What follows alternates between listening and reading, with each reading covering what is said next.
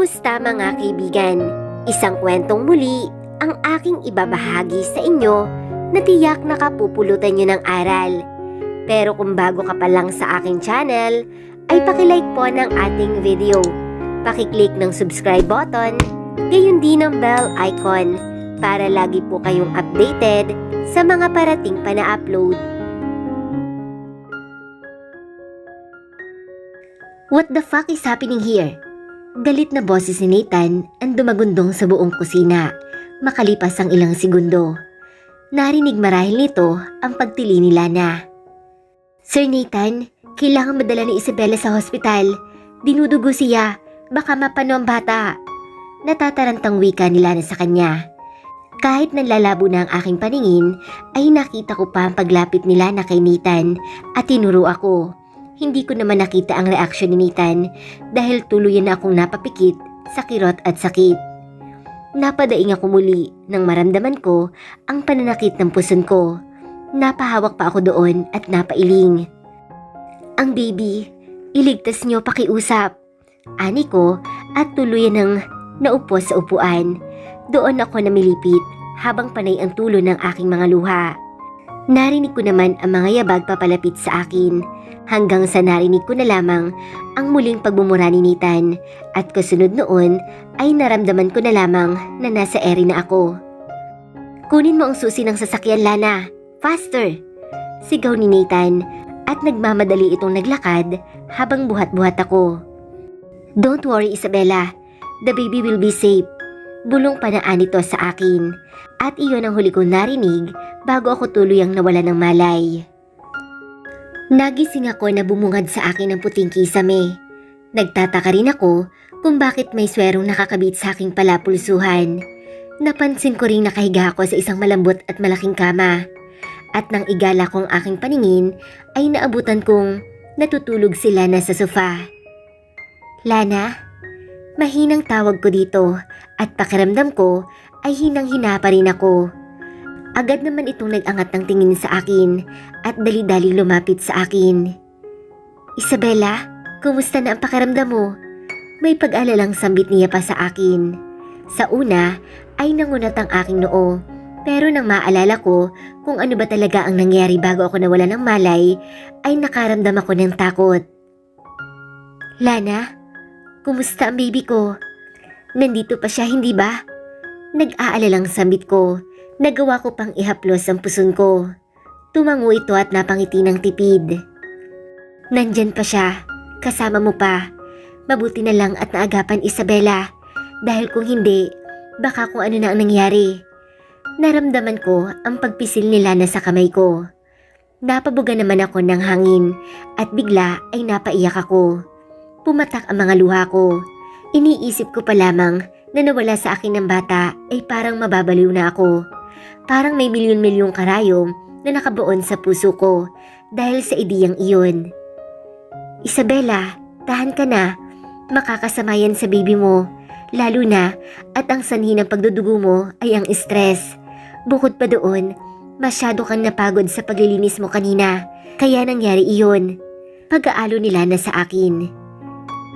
Mag-iingat ka rin, lalo na't ang sabi ng doktor, mahina ang kapit sa'yo ng bata at anumang oras ay maaari siyang mawala. Dahil sa mga narinig kong iyon ay mas lalong napalakas ako ng paghagulhol. Hindi ko kakayanin kung mawawala sa akin ang anak ko, Lana. Hindi, baka mabaliw ako. Napailing-iling ako. Natatakot ako. Paano kung mangyari iyon? Ayokong isipin. Nakakabaliw. Hindi yan mangyayari, Isabela. Dinaluhan ako ni Lana at niyakap ng mahigpit. Hinaplos pa ako nito sa likod ko at pilit na pinakalma. Poprotektahan kita sa abot ng aking makakaya mula kay Sir Nathan, lalo na at kapatid na ang turing ko sa'yo. Anito at patuloy pa rin sa paghaplos sa likod ko. Hindi na ako nagsalita. Mula sa paghagulhol ay pahikbihikbi na lamang ako hanggang sa namayani ang katahimikan sa aming dalawa ni Lana. At naputo lamang iyon nang biglang bumukas ang pintuan at pumasok doon si Nathan.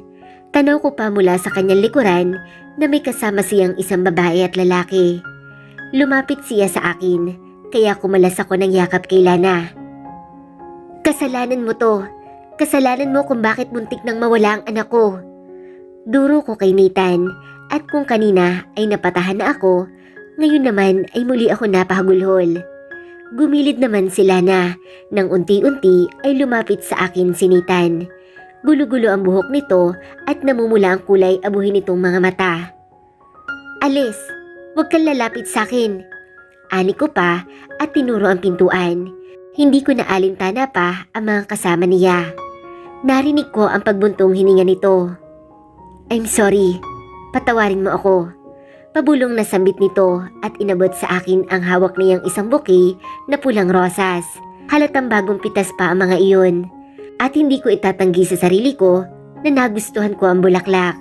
Ngunit dahil sa kanya iyon ang galing, kahit gaano pa iyon kaganda, hindi ko iyon tatanggapin. Lalo na at kinamumunghian ko siya. Papaano kita mapapatawad? Sabihin mo nga. Galit na sigaw ko. Nakakagulat at hindi ko inaasahang hihingi ng tawad sa akin si Nathan. Ngunit hindi ganoong kadali iyon. Ngayon ngang hindi nawala ang anak ko sa akin, kinamumuhian ko na siya. Paano pa kaya kung talagang nawala sa akin ang dinadala ko? Baka ay isumpa ko pa siya. I'm sorry. It was my fault. Kasalanan ko kung bakit muntik nang mawala ang anak natin. Pinapangako ko, aalagaan na kita. Muling sambit nito. Hindi naman ako makapaniwala sa narinig ko. Anak natin? Napaismid ako. Galit ko pang pinunasan ng luha ko at pinalisikan nito ng tingin. Hindi mo ito anak, hindi ba? At ikaw na mismo ang nagsabi niyan na baka sa ibang lalaki to habang wala ka? Sumbat ko pa sa kanya. Wala akong pakialam kung nakakabastos ang sinabi ko at narinig nila iyon. Dahil iyon naman talaga ang terminong ginamit niya sa akin nang insultuhin niya ako. At talagang mabigat at sobrang sama ng loob ko sa kanya. Halos ilabas ko na lahat ng galit ko sa kanya. Ngunit natatakot ako na baka kung ano pang mangyari sa akin. Lalo na at mahina raw ang kapit sa akin ang dinadala ko. Kailangan ko itong alagaan. Napabuga ng hangin si Nathan at napailing. Isabela, babe, napaismid ako sa naging tawag niya sa akin. Wag na wag mo nga akong tatawagin ng ganyan. Galit pa ring saad ko. Napaigting naman ito ng panga at muling nagsalita. Okay, Isabela, listen. Nathan, bigla ay naputol si Nathan sa sinasabi niya nang magsalita ang lalaking kasama niya.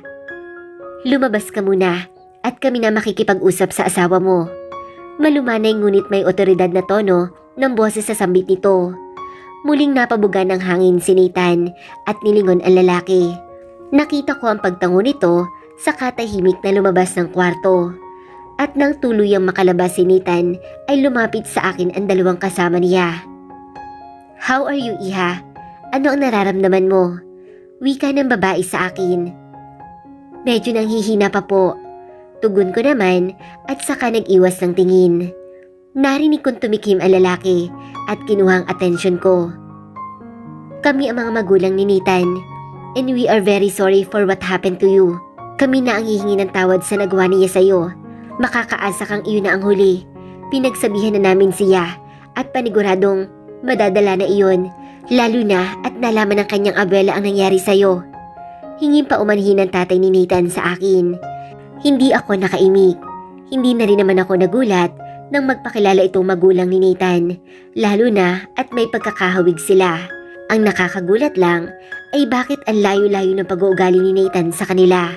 Mukha naman silang mababait. I'm sorry, Iha. Sana ibigyan mo pa ng pagkakataon ng anak ko na bumawi sa'yo. At katulad ng sinabi niya sa'yo kanina, nangako siya sa amin na hindi kanya pababayaan at aalagaan kaniya. Wika naman ang ginang sa akin. Napalingon ako dito. Blanko ko silang tiningnan. Sana iwag mong ipagkait sa amin ang magiging unang apo namin. Nagmamakaawa ako sa'yo. Muling wika nito at tila nabasa nito ang aking mga mata na gusto ko nang umalis sa poder ng kanilang anak. Hindi ako nakaimik. Hindi ko alam ang sasabihin ko sa kanilang mag-asawa. Ayoko namang magbitaw ng salita ng patapos, lalo na at napakataas ng emosyon ko ngayon. Basta ang tanging nararamdaman ko na lamang ngayon ay namumunghi ako kay Nathan. Nababalot ng galit ang puso ko sa katulad niya. Iha, Isabela, nagulat ako nang bigla ay inabot ng nanay ni Nathan ang kamay ko. Pinisil niya iyon. Pakiusap, bigyan mo ng pagkakataon ng anak ko. Alam kong mali ang ginawa niya sa'yo, pero hayaan mo siyang itama ang pagkakamali niyang iyon. Nag-iwas ako ng tingin, lalo na at nagmamakaawa na ito sa akin. Tila nasasaktan ako sa kadesperaduhan ng boses nito, lalo na at naisip ko rin ang nanay ko bigla. Parang hinaplos ang puso ko. Napabuga ako ng hangin at napailing. Gusto ko na pong magpahinga. Pasensya na, hindi ko pa alam ang sasabihin ko sa ngayon. Ani ko at saka nahiga na. Tumango naman ito. Sige, magpahinga ka na. Babantayin ka namin. Wika ng tatay ni Nathan at saka iginiya ang asawa nito sa sofa. Let's go honey. Dinig ko pang sabit nito. Ipinikit ko naman ang aking mga mata at nagkunwari nagpapahinga. At sa pagkukunwari kong iyon ay hindi ko na malayang tuluyan na pala akong dinalaw ng antok. Isabela, babe, marahang pagtapik sa aking pisngi ng kung sino ang nagpagising sa akin. Nangunot ang aking noo bago ko idinilat ang aking mga mata. Babe, at mas lalo pang nagsalubong ang magkabila kong kilay nang bumungad sa akin si Nathan. Sinamaan ko ito ng tingin. Ano? Masungit na ani ko dito. Gumalaw pa ang kanang kamay ko at itinulak ang dibdib niya, lalo na at nakadukwang siya sa akin. Dahan-dahan akong bumangon at inilingon ang paningin ko sa buong kwarto. Nasaan sila na? Ani ko sa kanya nang mapansin kong kami lamang dalawa ang nandito. Isabela, you have to eat your dinner. It's already 8 in the evening. Iinom ka pa ng gamot. Imbes na sagutin ay iyon ang narinig kong tugon mula sa kanya.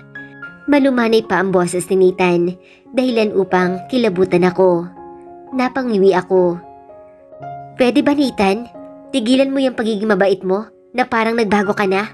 Dahil walang ganun, matagal bago tuluyang nagbabago ang tao. Halatang nagpapanggap ka lang. Itigil mo nga yan. Tayong dalawa lang naman ang nandito. Walang ibang makakaalam. Pagsinghal na ani ko sa kanya. Kabisado ko ang pag-uugali niyang ganyan. Kaya niyang magbait-baitan para muling magbago ang pangalan niya kay Doña Bella. Lalo na at nabanggit ng mga magulang niya kanina na nakarating na kaagad kay Doña Bella ang nangyari sa akin. Takot lang niya na baka may gawin sa kanyang abuela. Ngunit nakapagtataka lang at hindi ko alam kung paano nalaman ng pamilya niya ang nangyari sa akin. Lalo na at malabong sila na ang magsumbong sa mga ito. Sa takot lang nito sa banta sa kanya ni Nathan. At mas lalong imposible na ito mismo ang magsasabi. Hindi pa siya nahihibang para ipahamak ang sarili niya. At saka tinatanong kita, nasan ba sila na? Hindi kita kailangan dito. Siya ang gusto kong makasama. Natatakot ako at baka may mangyari pa sa amin ng anak ko kapag ikaw ang nandito. Muling wika ko pa kay Nathan. Inaasahan ko nang bubulyawan ako nito dahil sa mga sinasabi ko, lalo na at alam kong hindi ito magpapatalo sa akin. Ayaw nitong sinasagot-sagot at sinisigaw-sigawan. Aniya nga ay siya si Nathan Montemayor, isa sa mga kapangyarihan sa bayan ng Cordova. Masyado siyang mataas para hayaan kong bulyawan lang siya. Ngunit taliwas sa naiisip ko. Napabuga lamang ito ng hangin at tahimik na kinuha ang cellphone sa bulsa niya. Tatawagan ko lang sila na sa labas. Kaming dalawa ang magbabantay sa'yo, buong magdamag. Malumanay na sabit pa nito. Napailing ako at tila maamong tupa kung sumagot si Nathan. Napakagaling lang magpanggap. Kung talaga nag-aalala ka sa anak ko at ayaw mo ito mapahamak, susundin mo ang sinasabi ko na sila na lang ang gusto kong magbantay sa akin. Napabuga ito ng hangin. But I want to make it up to you. Gusto kong bumawi dahil sa nagawa ko. Mapagpasensya pa rin sambit nito. Nailing ako. Ayoko makita ang pagmumukha mo ngayon, lalo na at kasalanan mo kung bakit nandito ako. Pakiusap lang Nathan, maawa ka sa batang dinadala ko. Galit na saad ko sa kanya. Bakit ba ay pinipilit niya ang gusto niya? Sinabihan ko siyang itigil na niya ang pagpapanggap niya at wala namang nakakakita. Hindi bagay sa kanya ang inaakto niya. Sa pangalawang pagkakataon ay muli itong napabuga ng hangin. Fine, susundin ko ang gusto mo. Babantayin ka nila na ngayong gabi. But that doesn't mean that I will going home. Babantayin pa rin kita sa labas. Sambit nito at saka ako tinalikuran. Naglakad ito patungo sa pintuan at walang lingon lumabas doon. Tila nakahinga naman ako ng maluwag. Ilang minuto lamang ang nagdaan at muling bumukas ang pintuan. Pumasok doon si Lana at agad na lumapit sa akin pagkapasok niya. Kumusta na ang pakiramdam mo, Ma'am Isabela? Tanong nito na ikinakunot ng aking noo. Ayos lang naman ang pakiramdam ko, Lana. Mabuti-buti na kumpara kaninang umaga. Pero Lana, Isabela ang itawag mo sa akin. Huwag mo akong tawaging ma'am. Ani ko naman dito at alam ko naman na hindi sa akin nararapat ang pangalan na iyon. Napailing ito. Hindi pa pwede. Sinabi ni Sir Nathan na ma'am na raw ang itatawag ko sa'yo. Napailing ako. Susunod ka sa sinabi noon? Muli ako napailing. Kalokohan iyon, Lana. Sa tingin ko ay may pinaplano yung si Nathan. Ani ko pa. Katulad ng sinabi ko sa huli kanina, hindi ako basta-basta maniniwala na magbabago na ito. Dahil lang sa nangyari sa akin, bigla siyang magiging maamong tupa. Hindi. Alam kong may kung ano itong pinaplano. Malakas ang kutob ko. Nakapagtataka nga at biglang bumait. Palibhasa, mukhang nasermonan kaninang umaga. Nagsalubong ang magkabila kong kilay dahil sa narinig ko. Oo nga pala, Lana. Papaano nalaman ng magulang ni Nathan ang nangyari sa akin? Imposible na ikaw ang nagsumbong sa mga ito. Lalo na at pinagbantaan tayo ni Nathan tungkol sa bagay na yan. Ani ko naman. Iyon kasi talaga ang gusto kong itanong sa kanya. At isa din iyon sa rason kung bakit pinapaalis ko si Nathan kanina. Napatango-tango naman ito. Pasakay na kasi kami ng sasakyan kanina at isusugod ka namin sa hospital nang biglang dumating ang mga magulang niya. At ayun, mukhang kinausap nga si Nathan tungkol sa nangyari. Sa pagkakataong ito ay ako naman ang napatango-tango. Marahil ay iyon nga ang dahilan kung bakit tila biglang bumait ito. Katulad kay Doña Bella, takot din si Nathan sa mga magulang niya. Huwag kang magpapaniwala sa pinapakita ni Nathan sa atin. Tandaan mo, may kakayahang magpanggap na mabait ang isang demonyo, Lana. Makahulog ang sambit ko sa kanya. Mabuti at nakuha naman niya ang pinupunto ko. Napatango ito. Kailangan pa rin natin mag-ingat sa mga kinikilos natin. Hindi natin kilala ng lubusan si Nathan. Malay natin at nagbabait-baitan lang ito. Lalo na at sariwa pa ang nangyari sa akin. May posibilidad na managot siya sa mga magulang niya at kay Doña Bella. Kaya nagbabalat kayo ito ngayon. Dagdag ko pa. Oo nga at mahirap lamang ako. Pero hindi ako pinanganak kahapon. Alam ko na nagpapanggap lang si Nathan. Kaya dapat pa rin ako mag-ingat. Dahil may posibilidad na baka isang araw ay bigla na lamang itong sumabog. Kailangan kong paghandaan iyon. 2 araw pa ang lumipas. At sa 2 araw na iyon ay wala pa rin nagbago sa pinapakita ni Nathan sa akin. Maayos pa rin ang pakikitungo nito sa akin at hindi pumapalag kahit binubulyawan ko siya. Tinitingnan ko lang kung hanggang saan na makakaya niya. At sa 2 araw na iyon ay wala itong palya sa pagdadala ng bulaklak sa tuwing dinadalaw ako. At kung hindi ko lamang alam na nagpapanggap lamang ito ay baka kinilig na ako sa ginagawa niya. At katulad niya, wala pa rin palya ang magulang niya sa pagbisita sa akin. Lagi nitong kinukumusta ang lagay ko. Nakausap ko rin kahapon ang Doña Bella nang tumawag ito sa pamamagitan ng video call. Kinumusta nito ang pakiramdam ko. At kahit sa harapan ko pa mismo, pinagalitan si Nathan ay wala pa rin ako narinig na reklamo mula dito. Bagkus ay nakatungo lamang ito at hindi na umiimik. Hindi ko alam kung maniniwala ba talaga ako sa mga pinapakita ni Nathan sa akin. Delikado kasi sa oras na mahulog ako sa bitag niya. Ako naman ang kawawa, lalo na at alam ko naman na may niluluto itong plano laban sa akin. Lalabas ka na bukas. Handa ka na bang umuwi sa pamamahay ng asawa mo, Isabela? Pabirong tanong sa akin ni Lana, dahilan upang mapukaw ako mula sa malalim na pag-iisip. Napairap naman ako. Wala akong asawang demonyo, Lana. Ani ko at hindi ko naiwasan pang sungitan si Lana. Mahina naman itong napahigkik. Pero tingnan mo naman, ang gwapo naman ng demonyong yan. Mukhang anghel lalo na kapag tulog. Tugon naman ni Lana. Nakatuon ang mga mata nito sa natutulog na si Nathan. Mukhang puyat at pagod kasi ito.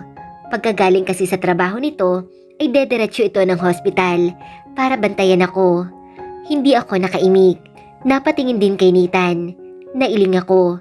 Taliwa sa itsura nito ang ugali niya. Kung gaano kaamo ng mukha, gano'n naman kahayop ang pag-uugali. Pero seryoso, Isabela, maiba ako. Hindi ka ba talaga naniniwalang nagbago na si Sir Nathan? Tingnan mo naman, kahit pagod na sa trabaho, binabantayan ka pa rin magdamag. Bukod pa doon, walang palya sa pagdala sa iyo ng mga bulaklak. Mukhang mamahalin pa, parang nililigawan ka lang niya. Minsan nga ay hindi ko maiwasang kiligin eh. Mahabang saad ni Lana. Napailing naman ako sa kanya. Dismayado ako nagpakawala ng mapait na ngiti. Madaling sabihin na oo nga at tila nagbago na si Nathan, lalo na sa mga pinapakita nito nung mga nakaraang araw sa akin. Ngunit papaano naman yung mga ginawa niya bago ako na hospital. Kahit lasing ito ay hindi pa rin mabubura ang katotohanang sinampal niya ako. Itinulak sa pintuan at kinaladkad patungo sa kama. At bukod ba doon, binaboy niya ang katawan ko. Kaya mahirap magtiwala basta-basta, lalo na at ganoon ang mga kahiyupang nagawa niya sa akin. At napaka-imposible na sa loob lamang ng ilang oras ay nagbago na kaagad ito. Walang instant sa mundong ito, hindi posible iyon. Sinabi ko na sa'yo, huwag kang magpapalilang, Lana. Huwag kang magpapadala sa pinapakita niya. Alam ko darating ang araw, muling sasabog si Nathan. Muling paalala ko sa kanya. Napakahirap magtiwala sa panahon ngayon. Napakahirap paniwalaan ni Nathan. Lalo na at siya ang naging dahilan mula umpisa kung bakit nagulo ang buhay ko at nahuntong sa ganitong sitwasyon. At kung sakali man na totoong nagbago na siya, mahirap pa rin siyang patawarin dahil sa mga nagawa niya. Kinabukasan ay nagkaroon ako ng discharge letter. Inihanda na nila na magamit ko at maya-maya lang din ay aalis na kami. At makalipas nga ng kalahating oras ay palabas na kami ng hospital. Nakasakay ako sa wheelchair habang tulak-tulak iyon mismo ni Nathan. Imbes na isa sa mga nurse ang gumawa noon, bit-bit naman nila na ang mga gamit habang patungo kami sa parking lot. Pagkarating doon ay naghihintay na si Manong Edgar. Pinagbuksan kami nito ng pintuan sa backseat habang umikot naman si Lana patungo sa passenger seat. Binuhat ako ni Nathan papasok sa loob ng sasakyan. Matapos noon ay sumunod naman kaagad siya. Sa buong durasyon ng aming biyahe ay tahimik lamang kaming lahat. Maging ang madaldal na si Lana ay nakatuon lamang ang paningin sa labas, habang si Nathan naman ay nakapikit. Hindi ko alam kung tulog ba siya o nagpapahinga lang. At nang makarating naman kami sa mansyon, ay agad nitong idinilat ang kanyang mga mata at lumabas at muli akong binuhat patungo sa loob ng bahay. Hindi na ako nagulat nang sumalubong sa amin ang mga magulang niya, lalo na at nabanggit ng mga ito na sa bahay na lamang sila maghihintay. Ang sadyang ipinagtaka ko lamang ay ang ilang hindi pamilyar na mga bagahe sa sala. Binati kami nito. "Welcome home, Isabela." Masiglang bati pa ng nanay ni Nathan. Tipid na ngiti lamang ang itinugon ko dito. Napansin kong akmang ilalapag na ako ni Nathan sa sofa, kaya inilingan ko ito. "Ibaba mo na ako. Papasok na ako sa kwarto namin ni Lana. Gusto ko na magpahinga." Malamig na sambit ko dito. Tumango naman ito at walang imik na pumanhik sa hagdan. Agad namang nagsalubong ang magkabila kong kilay. "Saan mo ako dadalhin?" Ang sabi ko, gusto ko na magpahinga. Naiinis na sambit ko. "You will stay at my room starting this day onwards." Mahinang sambit naman ito. Mababakasan ng inis sa kanyang boses at hindi ko alam kung para saan ba ang inis na iyon. Dahil ba sa napapagod na siyang buhatin ako o baka napipilitan lang siyang makasama ako sa kwarto niya. Malamang ay iyong huling rason ang sagot. Bakit pa ba ako magtataka? Huwag siyang mag-alala dahil pareho kami ng nararamdaman sa isa't isa. Pareho naming ayaw ang bawat isa. Napaismid ako at nagkukumahog na bumaba mula sa pagkarga niya. Mabuti na lamang at agad akong nakawala. Tinalikuran ko ito at agad na bumaba ng hagdan kahit narinig ko pa ang pagtawag nito sa pangalan ko. Isabela! Anito pa sa ikalawang pagkakataon, inabot nito ang palapulsuhan ko. Ano ba? Galit na ani ko at nilingon ito. Bitawan mo nga ako. Muli sana ako magpoprotesta, ngunit natigilan ako nang marinig ko ang boses ng nanay ni Nathan. At natuon naman doon ang paningin ni Nathan habang nakatingin pa rin ako sa kanya. Lana, clean our room upstairs. Pansamantala muna kaming titira dito at babantayin namin ang kilos ni Nathan. Pabulong na sambit nito. Napamura naman ang malutong ang kaharap ko. Ngunit hindi iyon sapat upang hindi makatakas sa pandinig ko. Nakita ko pa ang pagdilim ng hitsura nito at ang pag-igting ng kanyang panga. Halatang hindi niya nagustuhan ang sinabi ng kanyang nanay. At bago pa man niya mapansin na nakatingin ako sa kanya ay nag-iwas ako ng tingin at tumaktong hindi ko nakita ang reaksyon niya. Napangisi pa ako. Sinasabi na nga ba at nagpapanggap lamang si Nathan. Mabuti at nakumpirma ko kaagad para na rin mapaghandaan ko ang mga pinaplano niya. Nagpapanggap siya. Kung ganoon ay sasabayan ko siya.